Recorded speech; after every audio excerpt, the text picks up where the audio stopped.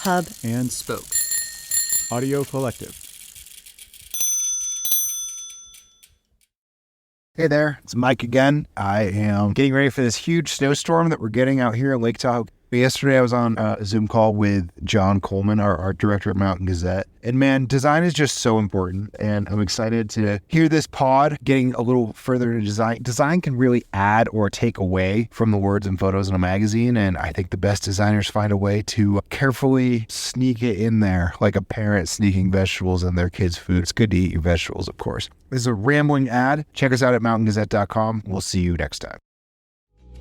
The new releases keep coming from Commercial Type, with Review Wide, Nicola, and the elegant Mulan in the main library, and Feature Flat, New Weights of Royal Gothic, and Punch now in the vault. Visit commercialtype.com to see and test these and the rest of our ever-growing library. It was the first time I felt like I was truly the partner of the editor at any of the magazines I'd worked for. And it was the first time in my career that I had been able to really stretch a lot of these muscles that I think I knew I had, but had never really been able to show. And we just went wherever it took us.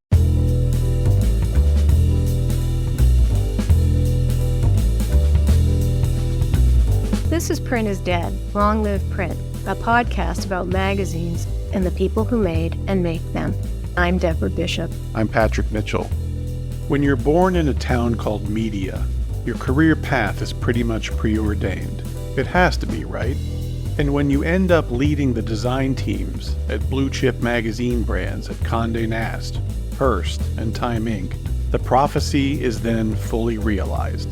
Yes, I just watched Dune. But the journey in between is not as cushy as you might imagine. Since the age of 10, with his mother's admonition, "You need to have a job," ringing in his ears, designer John Korpics has found work doing all of the following. He's bent sheetwork into duct metal, cleaned windows at factories. He was a fitness instructor.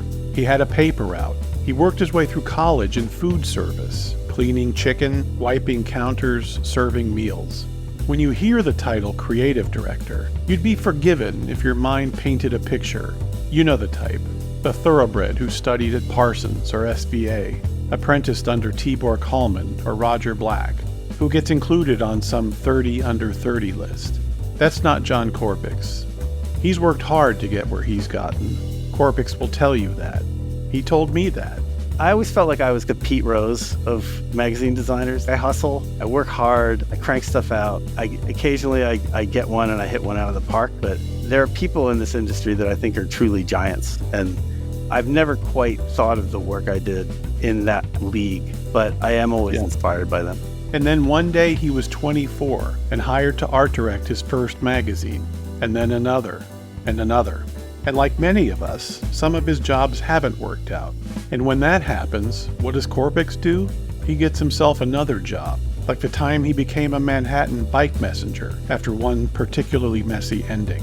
I delivered mops to the 79th Street Boat Basin. I delivered products to Late Night with Jimmy Fallon. I delivered a lot of lunches. And I actually really enjoyed it, although I will say it's not possible to make a living doing that. My best day ever, I think I made about $90. It takes a special person to survive in the magazine business. 40 years in, Korpics is still at it. He's focused on the big picture now. Brands, systems, pixels. At Harvard Business Review, the 102-year-old publishing wing of the 116-year-old Harvard Business School. Yes, Mom, he's still got a job. Let's meet John. Before we get into who you are, I want to start by talking about your limited run blog from back in the late aughts called My Effing Commute, which I thought and still think was pretty brilliant. And sure, it was funny, but I think part of the reason I loved it so much was that you were actually showing the world the range of skills that one can develop working in this business. Did it start just because you wanted to dabble in writing? Why did you start the blog? At the time, I had a hellish commute. I was commuting from northern Westchester, New York into the city. The train ride alone was an hour and 10 minutes. And I started to feel like I wanted to be productive in that time. And the only thing I was doing was working. So I was doing layouts for magazines, or I was doing emails, things like that. And I didn't want to give that time over to my job. And so I decided that I was going to try to write a blog. I wasn't sure how often. I tried to do it every week. I was going to try and write it in the time it took to ride the train. And I was going to post it at the end of the train ride, which didn't always happen, but I was giving myself that guideline to say, this is not something I want to work on all day or all week. I just want to knock it out and do it. And so it became an exercise in observation. It became an exercise in writing and packaging. And you're right, all of the things that we bring to the job that we do, all the storytelling skills, it was a microcosm for that. And it also started to become an examination of my life and the lives of the people around me and my shortcomings and my successes and my failures. And I leaned into that. I liked that piece of it. It was fun to do that. So it's interesting that you had a very demanding, high-pressure job. You had a long commute. You had a wife and 2 little kids at home. And yet you just decided to pile more on yourself by giving yourself a daily deadline, doing something outside your comfort zone. Yes, it became kind of a Jekyll and Hyde thing. It was almost an alter ego. I was a place where I was allowed to be sarcastic and snarky and self-deprecating and unforgiving, a curmudgeon to some extent. And then when it was over, I had to go into an office and be polite and cooperative and try and work across teams. So it became a nice outlet. I liked having that, I don't know, like the evil John for an hour a day. It was a form of therapy, sounds like. It was, to some extent, it was. All right. Well, another odd job, maybe even a weird job that you had that needs to be talked about was post ESPN. You were a bike messenger in Manhattan. What's the story there? Well, I've been riding bikes since I was 5 years old.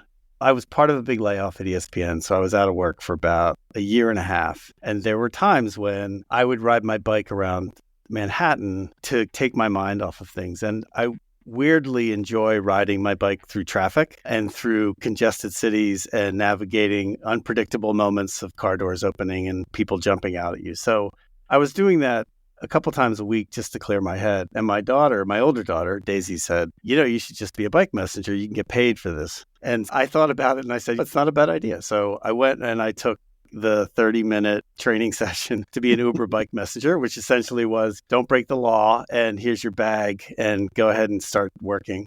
And I would do it like once a week. I wasn't like a day-to-day bike messenger, but I did it every week. Oh, you made your own hours. Okay, well. Yeah, I mean, that is the gig economy. It's the way Uber drivers work. And it was very humbling at times. Some people are very nice to you. Some people treat you pretty rudely. You have a purpose to your riding. You go all over the city. And I delivered mops to the 79th Street Boat Basin. I delivered products to Late Night with Jimmy Fallon.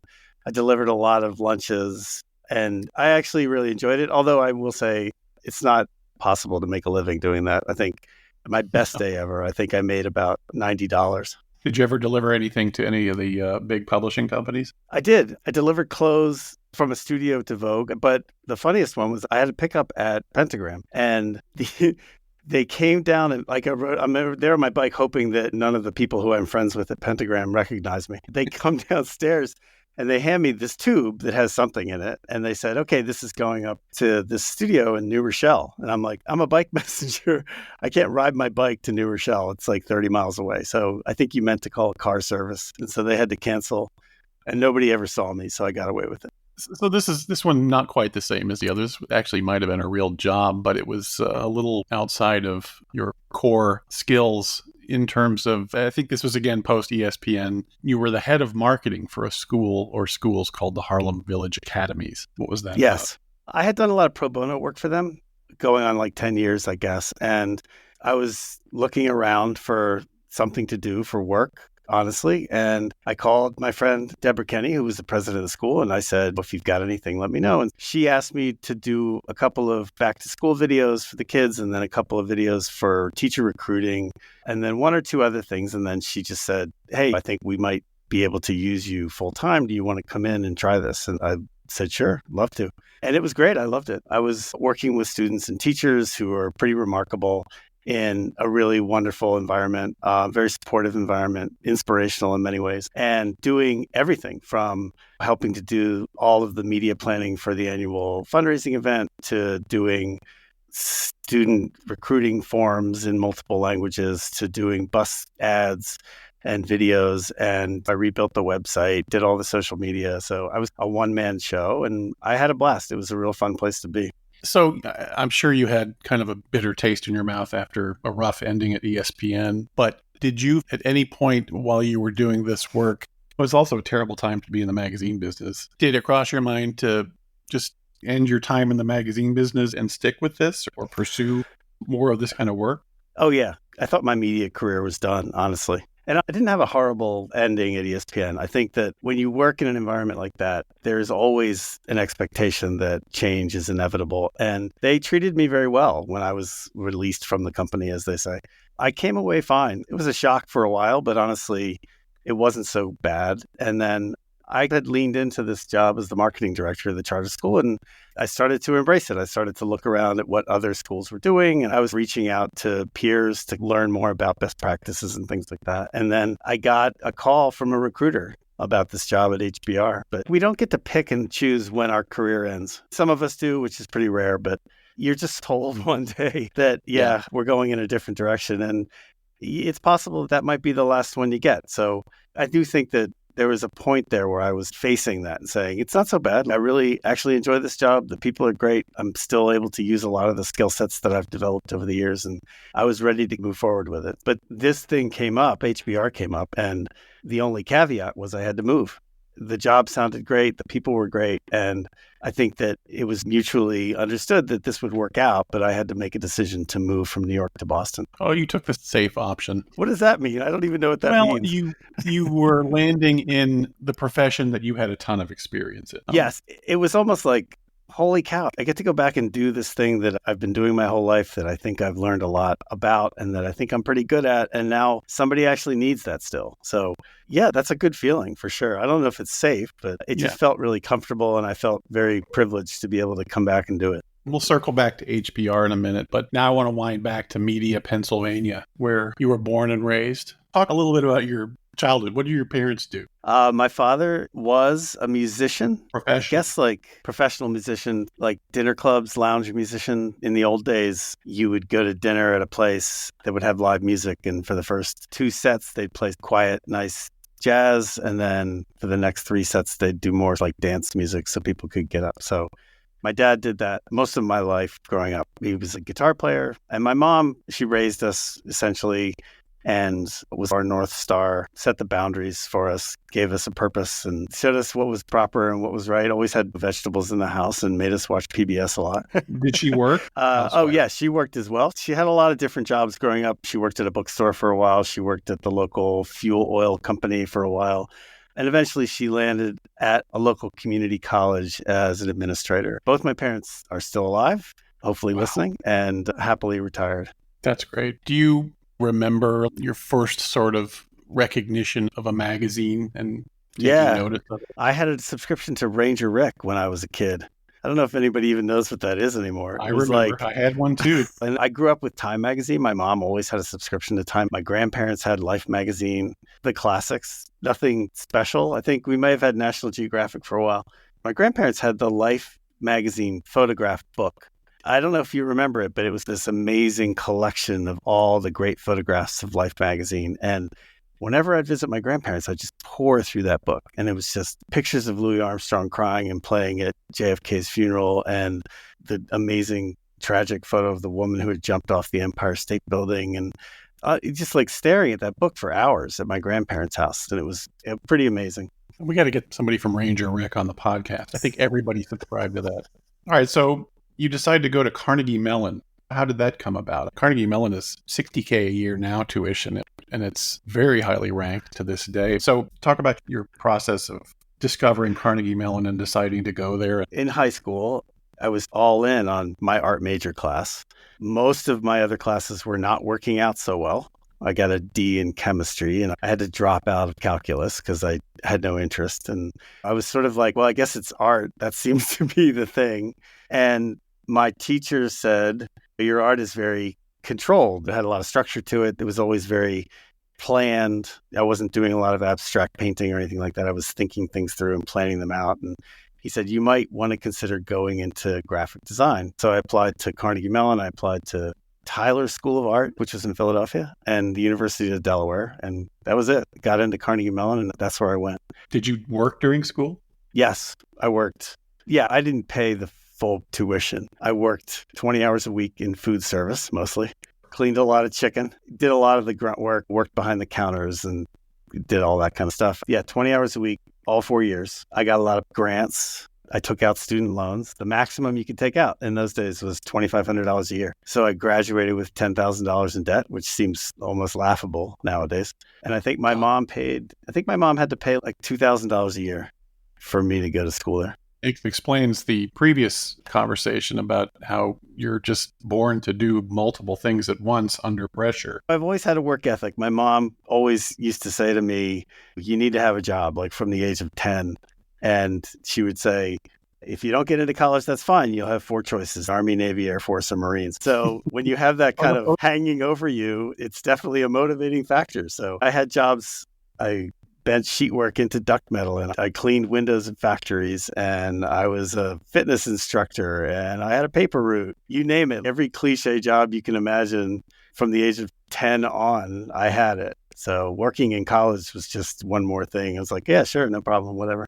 All right, we're going to skip a little bit. We're going to go to New York City now. And I think maybe this was around when we first met. You were hired as the art director at Musician Magazine to replace, were you replacing me or somebody else? Yeah, I replaced you. You left. I didn't replace you. You can't be replaced, Pat. I came in after you. How's that? All right. Well, so Musician Magazine was a nice little music magazine that was based here where I am on Cape Ann in Massachusetts, strangely. It was owned by Billboard. But the entire time I was there, the pressure to move to New York was increasing because the whole editorial staff was in New York City. The holdout was the owner, who had a very nice house here on the water.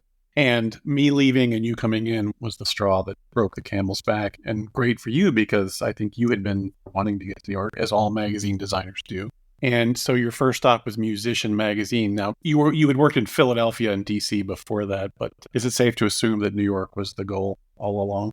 Not specifically. I was at Rigardi's magazine in Washington. I was having a lot of fun, and I was really enjoying it. Or came in after Fred Woodward? Indirectly, I came in after Rip George's, actually. But I would have stayed. I was having a lot of fun. It was a great community. Richard Baker was down there at the time, and Deb Needleman and Tom Wolfe. It was a really fun group of people down there. And then all the advertising dried up. The magazine went to 6 times a year, and they started doing black and white forms, and the writing was on the wall. I just needed a job. And you, I think, had left. You had announced that you were leaving for some reason. And so I took the job, and I moved up to Cape Ann for 2 weeks, did the last issue in Gloucester, and then I moved it down to New York after that. But I do remember being in that office in Gloucester at like 11 o'clock at night, working on a Mac for maybe the second time in my life, and having to figure out which of the 7,000 fonts that you had loaded onto that computer I was supposed to be using in the layout. I called you and I said, Pat, what are all these fonts on here? And you were like, have you ever even worked on a Mac before? Like, you were just annoyed that I was bothering you. We're going to talk about addiction later, but we all have one. The one thing I'll say about Musician is I was alone, so I did everything. And I learned a ton because I was doing all the layout, I was doing all the photo assigning, I was doing all the illustration assigning, I was mailing back artwork to artists with tear sheets. But, to be able to assign and work with a lot of photographers for the first time, I'd done that at Rigardi's, but it was different now because I was assigning pictures of Elvis Costello and Bono and sort of significant pop culture people. And I was working with photographers in New York a lot. So that actually opened my eyes to how to work with photographers for the first time in a way that I hadn't really done in DC. But it's true. It was a tough job. I was only there for about a year. Yeah. And then I got pulled in by Roger Black to come over to Premiere. And just for the record, I took Musician over from David Carson, who was there before me, and he took it over from Gary Kepke. And I know Bob Newman is a big fan of Musician. He did a thing on the SPD website about all the people who've worked there at a magazine nobody's really ever heard of and no longer exists, which is interesting. You've mentioned to me that Susan Lyne at Premiere was one of your favorite editors to work with, and I have thoughts about Premiere. We sometimes ask people to answer the question, what were the 5 best executed magazines that they can remember. And if somebody asked me that, Premiere would be on that list, because I think in the heyday, and I think this was probably when you were there, that it was one of the smartest magazines going, just really clicking on all cylinders. Great headlines, great voice in general, great photography and illustration, of course, design, one of the executed of its era. Can you talk a little bit about your life at Premiere? Yeah, so It was fairly new at the time, right? Bob Best was the art director of New York Magazine. And when Premiere started, they asked him to design it. And I think he designed it like on his lunch hour. So like he's doing a weekly city magazine, a high profile weekly city magazine. And then he's doing Premiere, like he's zipping over to a different office because they were in a different building. And he was just cranking out this movie magazine in his spare time. So if you want to get a workhorse designer on the show, I think he should be your call. But it was a blast. There were so many good people there when I was there. People I'm still friends with today, like Chris Connolly, John Richardson, Holly Millay, and Cindy Stivers. And they had really interesting stories about Hollywood and celebrity. Charlie Holland was my photo editor, and she was fantastic. She was only there briefly, but I learned a ton from Charlie. And I was just a kid. Like I was just like, this is a blast. Let me see what I can learn. Let me see how much fun I can have. Roger Black had just done a redesign. And the thing I loved about Susan was, like, once Roger was done, they handed the redesign over and Susan said, you can do what you want. If you don't like pieces of the redesign, don't worry about it. Just have fun and make it good. I was a kid in the candy shop. I was going to shoots in LA every month, shooting Sharon Stone and Arnold Schwarzenegger and just having a blast.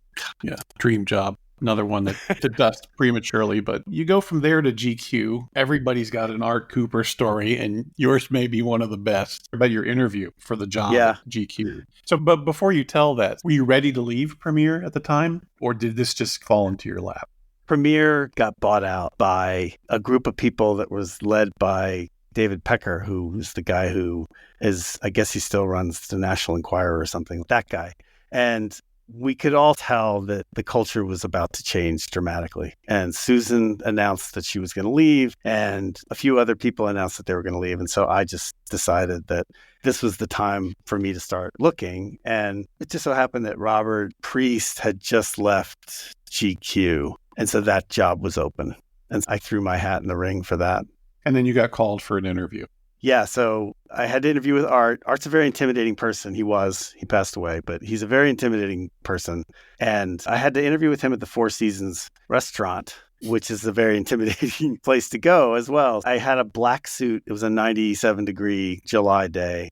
And I went to the Four Seasons hotel and said, I'm here to have lunch with Art Cooper. And they said, I'm sorry, there's nobody with that name in the reservation. And then they said, maybe you mean the restaurant, which is 8 blocks south of here. And I was like, oh, shit. And so I'm sprinting down Park Avenue in my black suit on a 97-degree day. I arrive at the Four Seasons restaurant 15 minutes late, covered in sweat.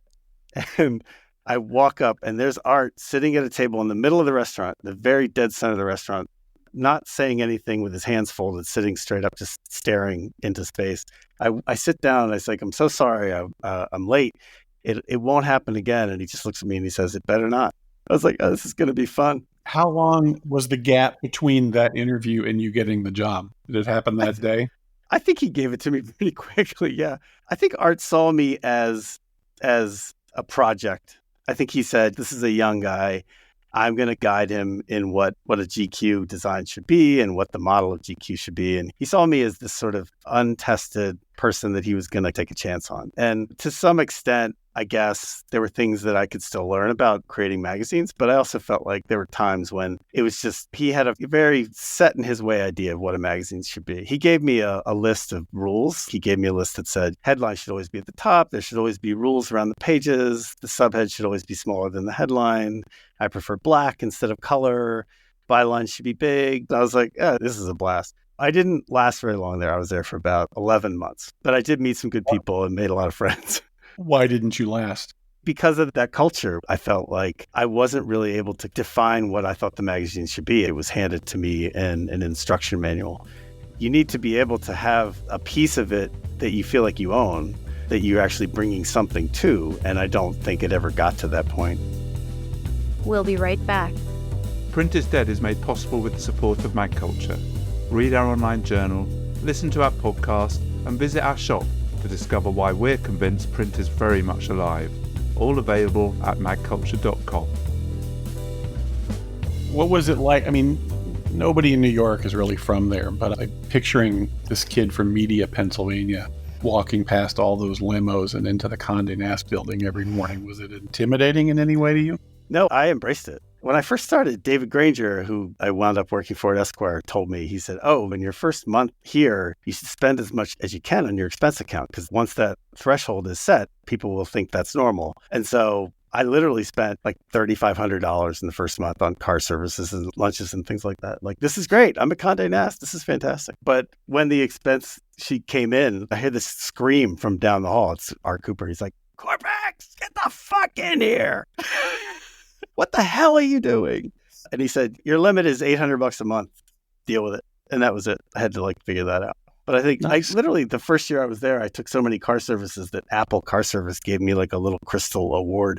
I liked it. I had fun. It was I was trying to make the job fun. And we did good work. I don't want to downplay the work we did. I think we did some really nice stuff there. But ultimately, at the end of it, it wasn't fun to work under the thumb of somebody who felt like they knew what the magazine should look like.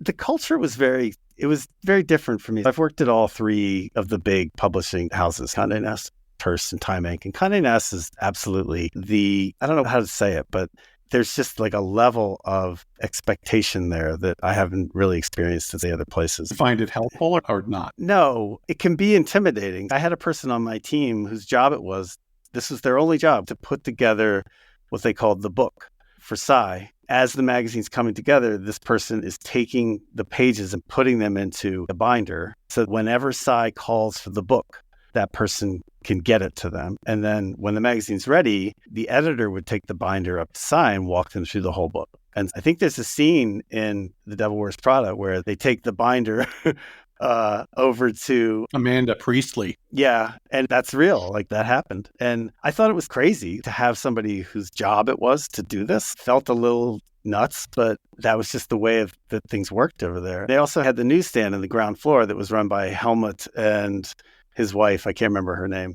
You could go down there whenever you wanted and buy $400 or $500 worth of magazines and bring them up as research because you wanted to see what everybody else was doing. And I'm working at GQ. It is the premier men's magazine. I should know exactly what's going on out there. That was the culture. Art used to take a black car to a restaurant called 44, which was around the corner, literally 4 blocks. The car would pick him up in front of the building, take him to 44. The car would wait for him outside of 44 for an hour and a half while he had lunch, and then the car would bring him back. And I don't think that was unusual. There's a lot of people living like that at Condé Nast. All right. So you met Granger at GQ. Yes. And did he leave before you?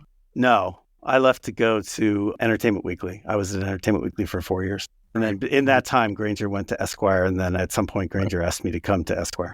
So in your long and storied career, and let's just recount all the stops here: Philadelphia Magazine, Regardes, Musician, Premiere, GQ, Entertainment Weekly, Esquire, InStyle, Freelance Period, Fortune, ESPN, and HBR.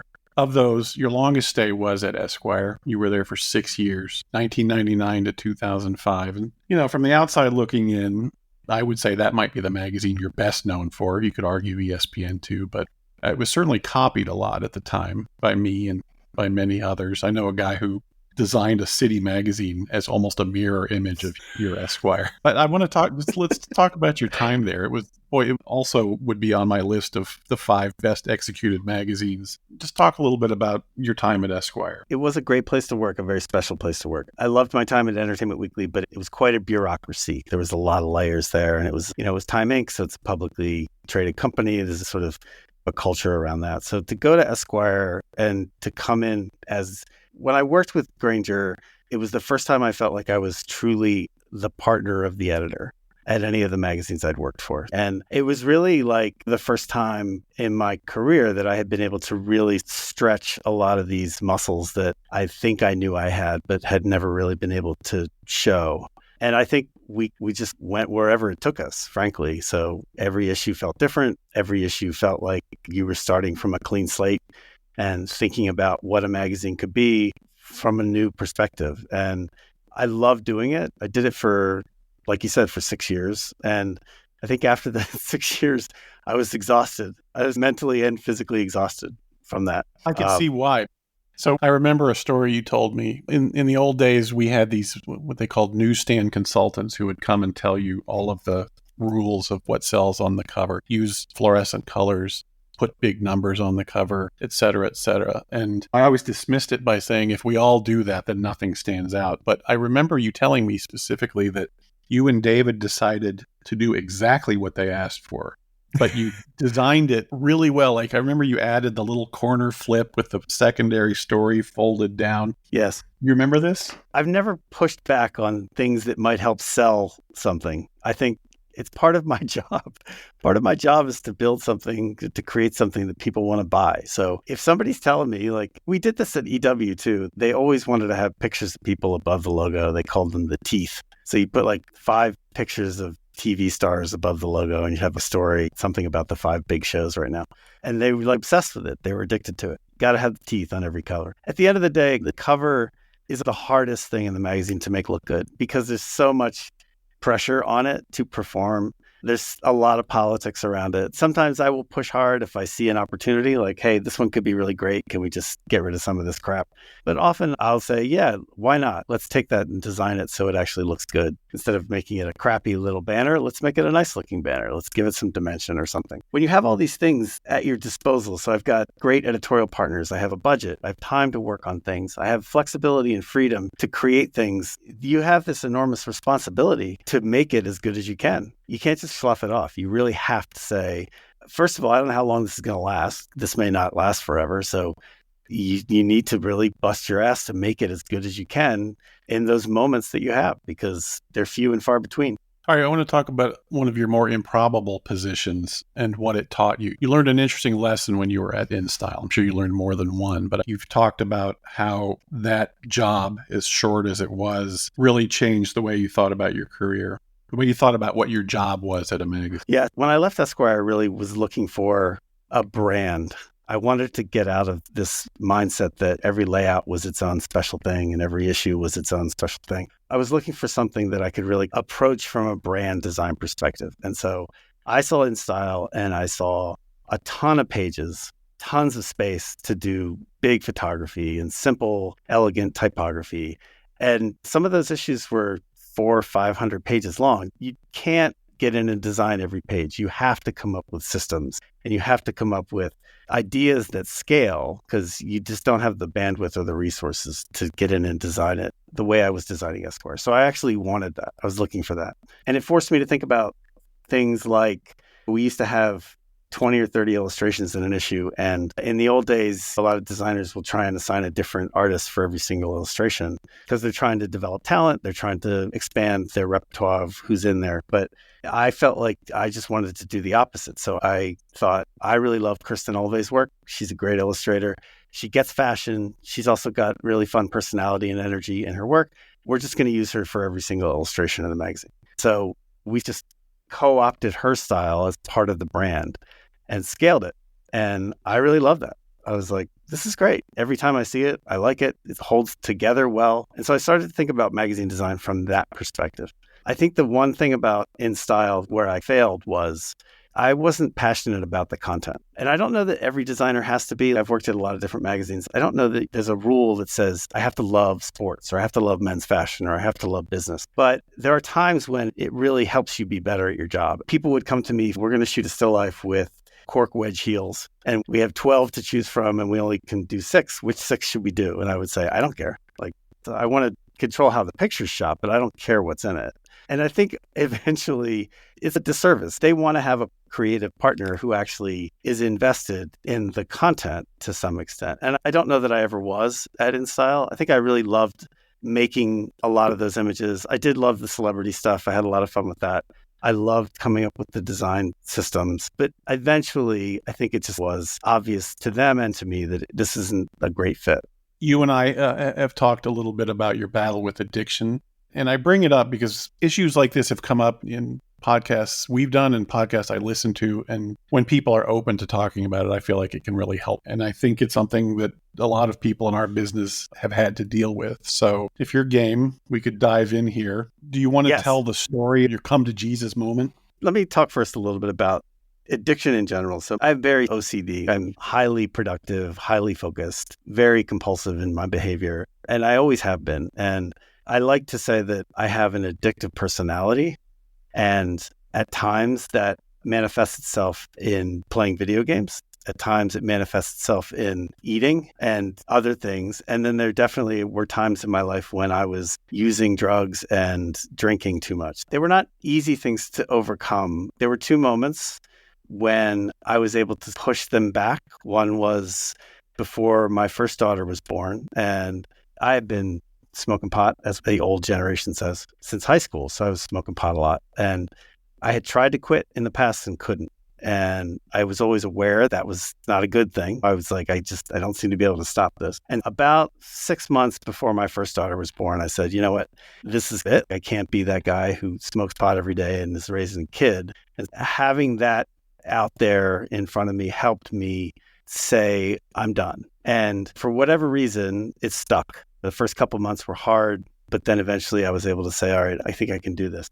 What I did, though, was I transferred that addiction to alcohol. And so I started drinking more.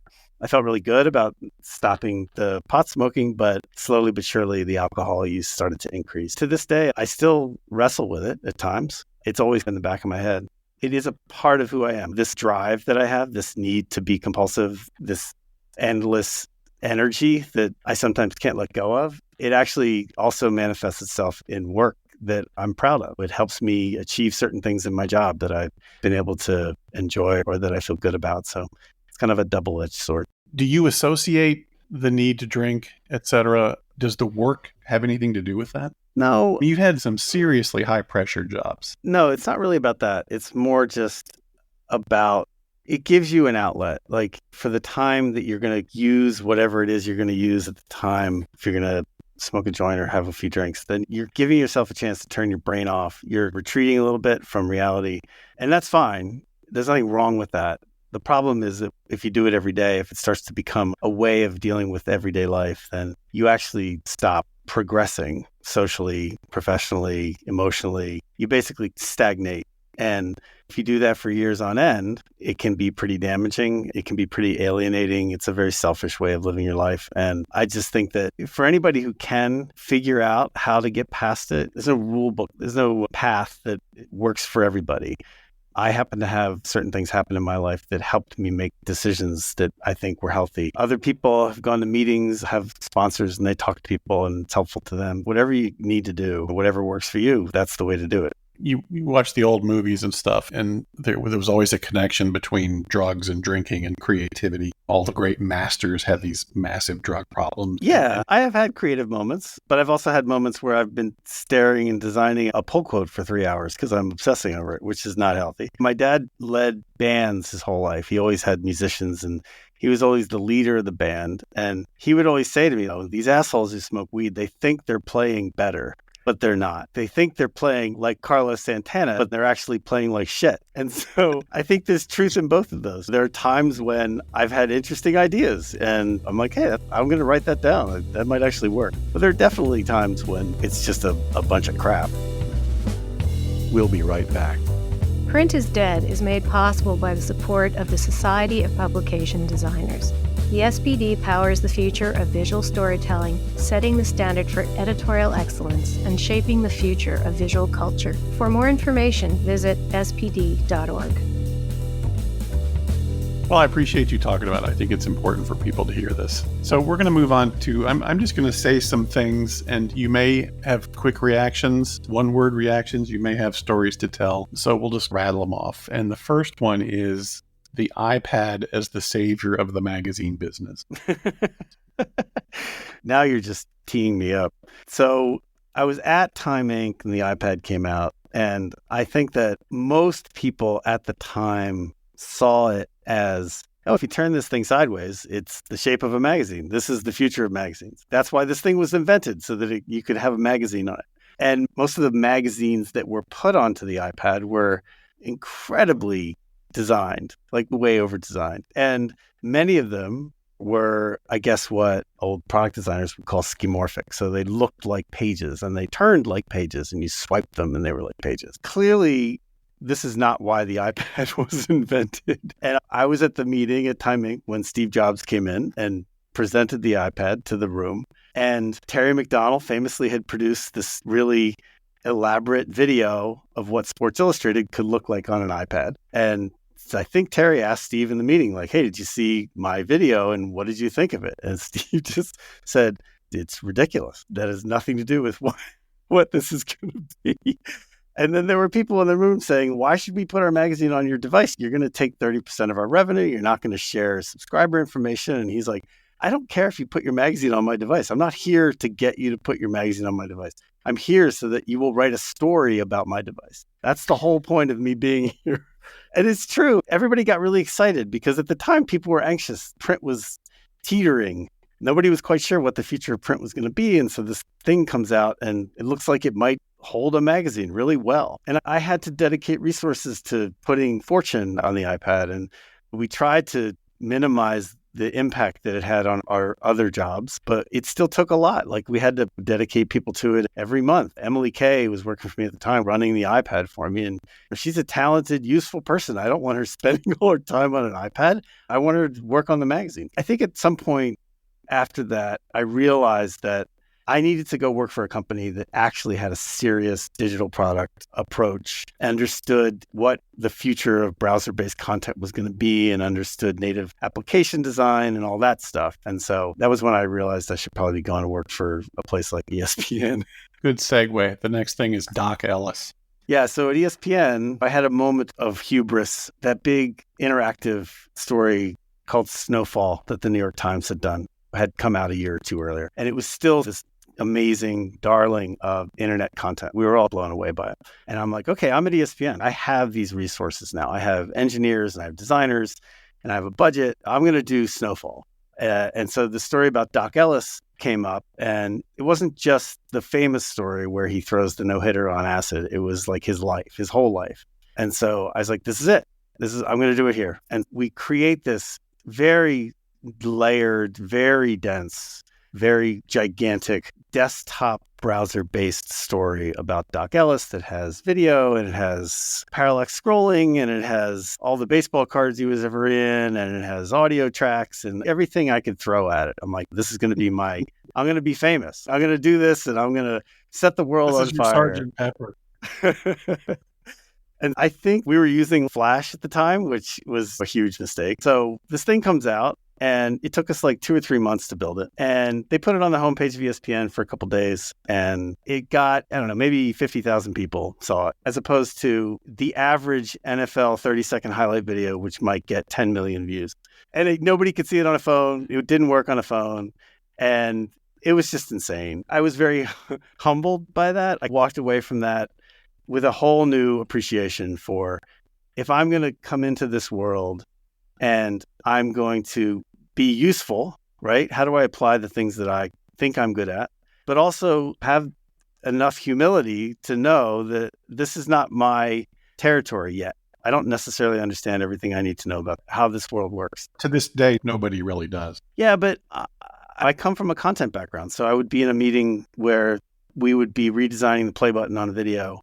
And I would say, oh, I think it would be great to have the play button in the lower left with a caption because it explains the video. And often on a sports video, if your play button is in the center, it'll cover the player's head.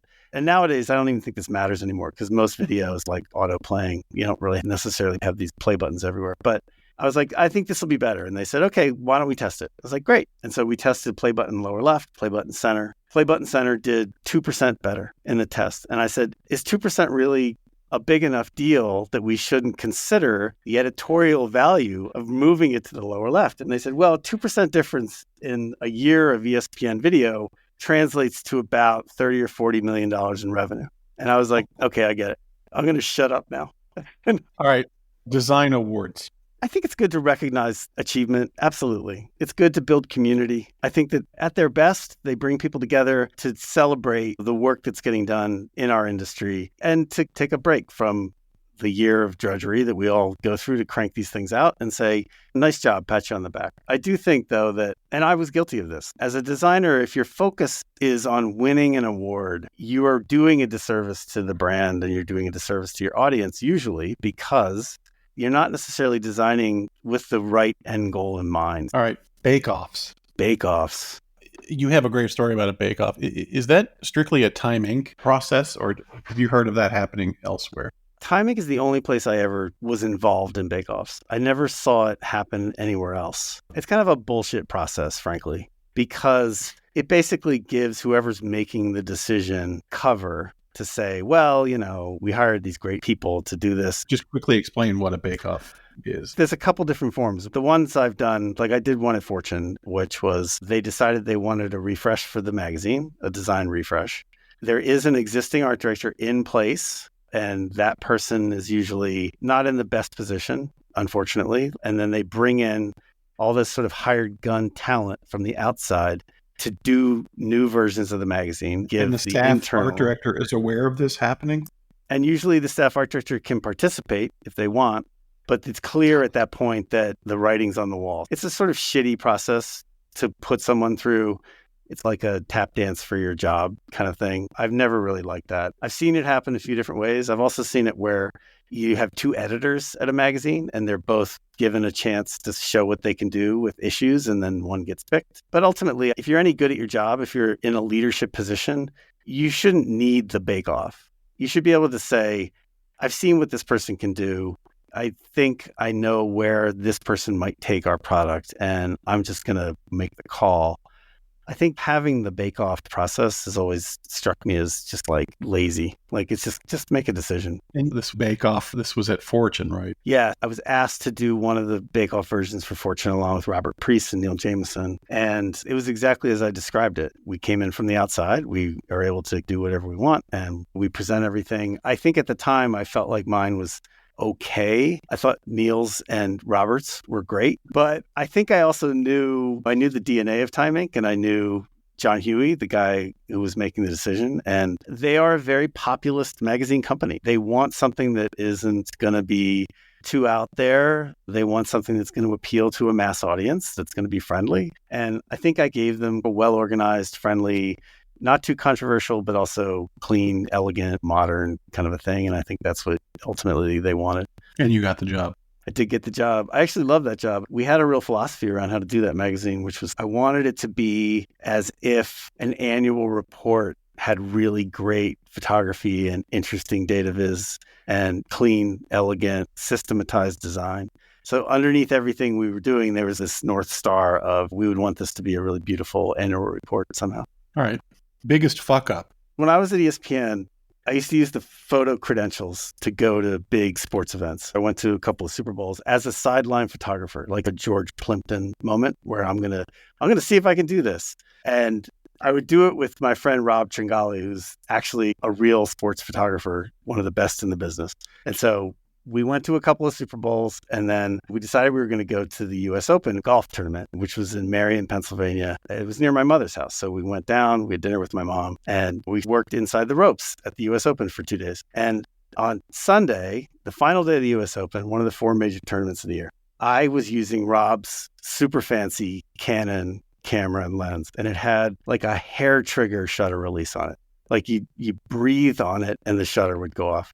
And so I'm on the 11th tee. I'm standing behind the final pairing, which is Hunter Mahan, Phil Mickelson. They're both competing to win one of golf's 4 major tournaments. And as Hunter Mahan is about to tee off in his backswing, the camera shutter goes off. So not only am I not supposed to be there because I'm not really a photographer, but I'm standing literally like I was probably closer to him than any other photographer there. I'm like, why am I here? Shutter goes off. I panic. His caddy immediately comes at me after he hits the shot. And I ran into the woods to try and hide. And they called a marshal. Marshal finds me. Marshal pulls my credential, kicks me off the course. And I'm like, God. You might as well have yelled Baba Booey. I'm like, I'm going to get fired. I know I'm going to get fired. But nothing happened. I thought you were going to talk about Britney. No, that wasn't a fuck up. That was just, so we shot Britney Spears for the cover of Esquire. We recreated this iconic Esquire cover of Angie Dickinson in this very tight white sweater and heels. It was our 50th anniversary or something like that. And Brittany recreated the picture for us. It was a great cover. And on the inside, we had shot these mostly nude photos of her with large necklaces around her to cover up the things you're not supposed to show in a magazine.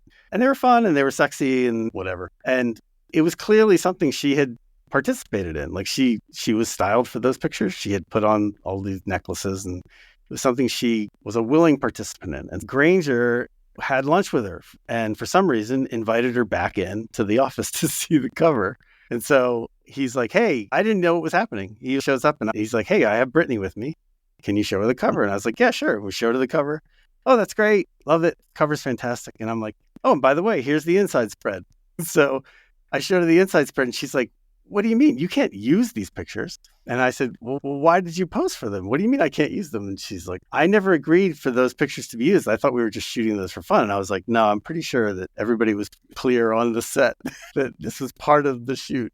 And she got really pissed off. She asked me if we could stop the presses. And I said, no, this isn't a Ron Howard movie. We don't do that. And she stormed out and that was the end of it. Time, Hearst, Condé, which company would you rather walk into every morning? I liked my time at Time Inc. Hearst, Esquire is at Hearst, but the DNA of Hearst is a women's magazine company. I think Esquire was an anomaly. They always thought of Esquire as kind of this odd little thing off to the side that they weren't quite sure what to do with. Condé, I'm not that guy. I'm not a $3,000 suit, tie wearing guy. So I think I'm a Time Inc. guy at heart. Who was the person you worked with who most influenced your life? My life? My professional life? Either. I don't know. I've always been the boss. It's weird. Like at 24, I was given the job as the art director for Gardy's. I never really had a mentor. Like I never had a creative, like Fred. I used to look at Fred's work a lot and I would emulate Fred and I thought Fred was amazing. And I think without having a person to talk to and bounce ideas off of, I did that by proxy. I would just watch what he did every week or every month. And I would say, okay, how do I do that? How did they do that? And what can I do that's like that without ripping it off completely and learn from that? There were a lot of people in the business like that who I never worked with, but that I found inspiring. A lot of really talented art directors. Deb Bishop, one of my favorite designers in the business. Robert Priest, super talented. Fred Woodward. I always felt like I was the Pete Rose of magazine designers. I hustle, I work hard, I crank stuff out. Occasionally I get one and I hit one out of the park, but there are people in this industry that I think are truly giants. And I've never quite thought of the work I did in that league, but I am always inspired by them. I would say Fred is a proxy mentor to a ton of people. All right. Is there a job you interviewed for that you didn't get that you really wish you did? I don't know. I don't think of it that way. I think I'm more of a fatalist. It's just like, if it was meant to be, it's meant to be. There was a time when, after ESPN, when I tried to sell myself as someone who could lead a product design team, because I'd done that at ESPN. And when I first started at ESPN, I was definitely learning on the job. And I'm sure my ESPN friends are laughing when they hear that. But by the time I finished, I think I actually knew what I was doing. And so I interviewed at Netflix and Twitch, Roku, the Yahoo, and I don't think any of them ever saw past the magazine designer. And I get that. I understand that. I wasn't necessarily pushing pixels. I wasn't actually writing code, but I think I knew enough to lead the teams who were building these things, but I never quite broke through in the Silicon Valley world. I never quite was able to make that leap. I actually interviewed at Riot Games and I had to learn how to play League of Legends to do it. I'm like in my apartment, 50-year-old man trying to figure out how to shoot a bow and arrow across the field on a team of 5 people. And I actually started to get good at it. I had fun and I got pretty far in the interview process, but that didn't work out either. All right. We're near the end now. So I want to talk a little bit about Harvard Business Review, where you are now, which is here in the Boston area.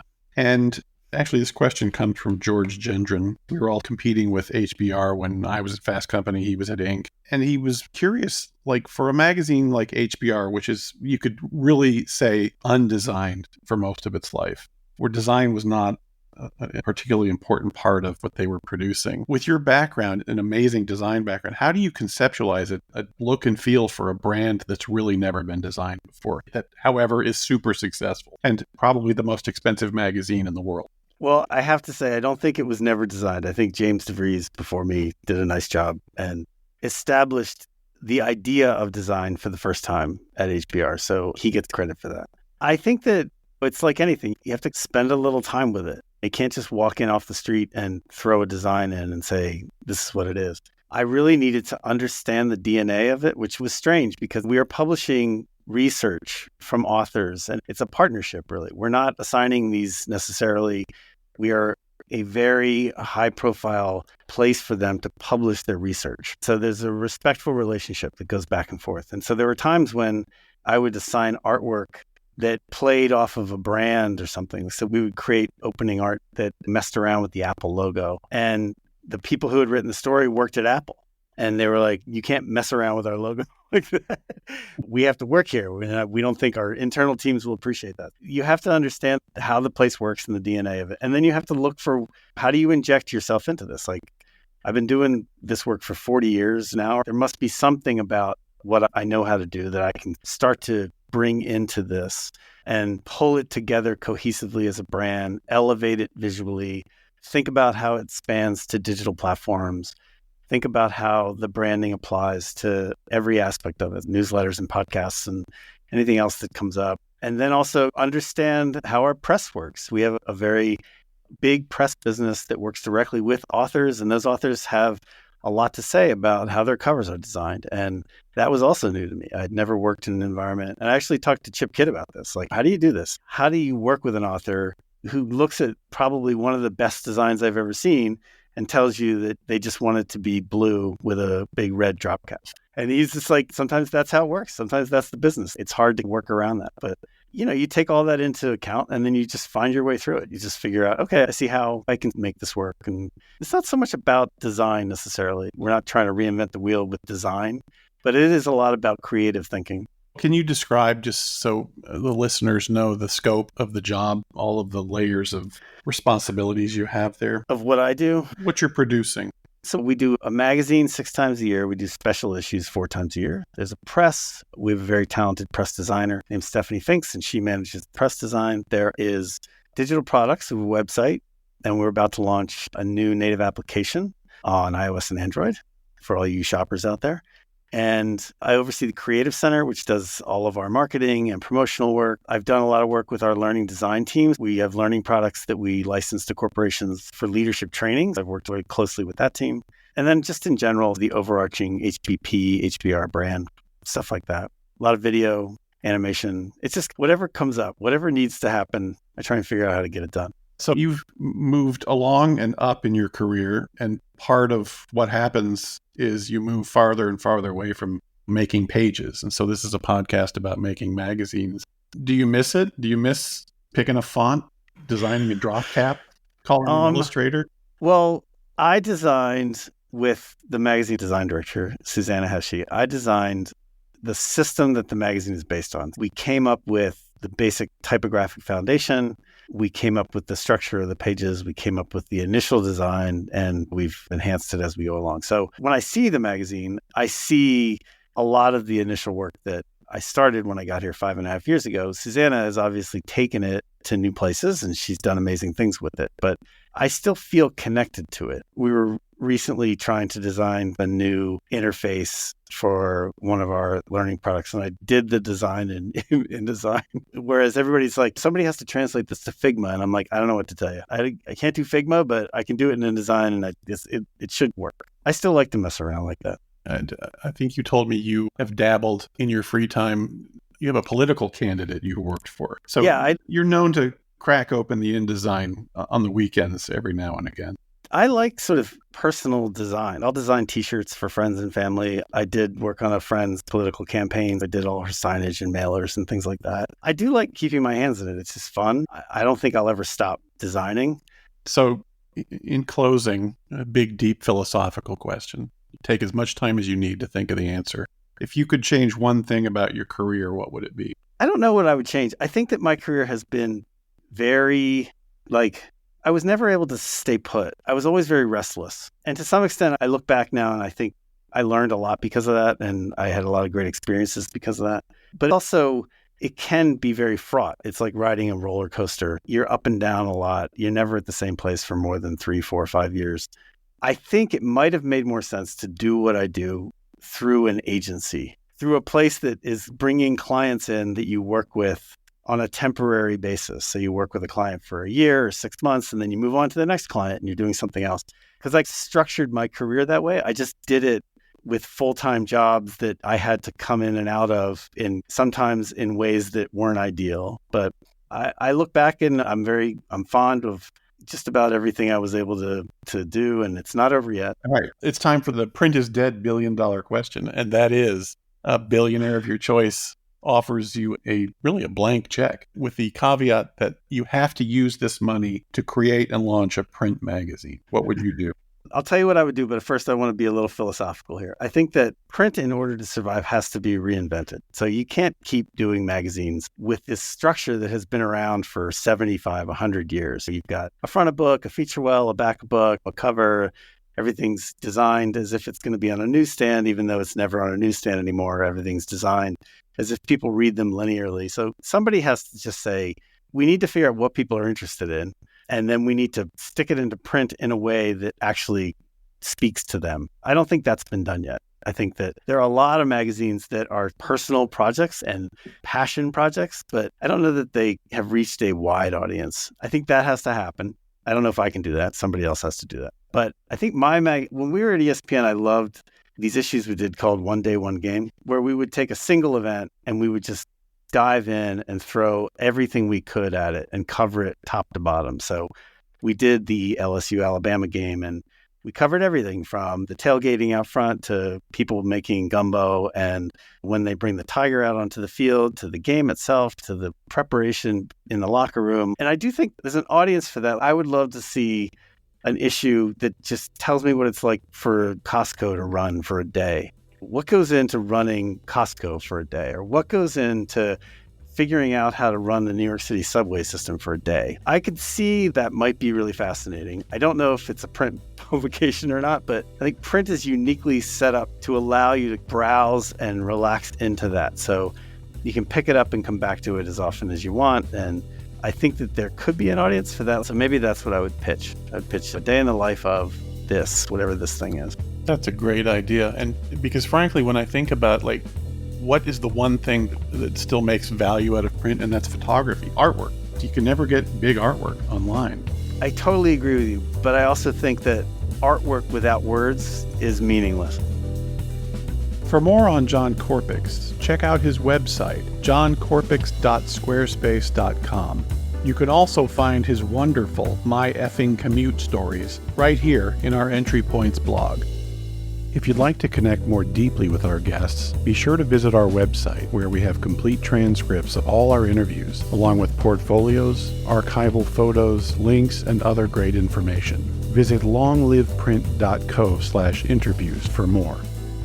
Print is Dead, Long Live Print is a member of the Hub and Spoke Audio Collective, a nonprofit association of audio storytellers dedicated to promoting and sustaining high-quality independent podcasting, including Mementos, a podcast that asks, what's the one thing you can never throw away, and why?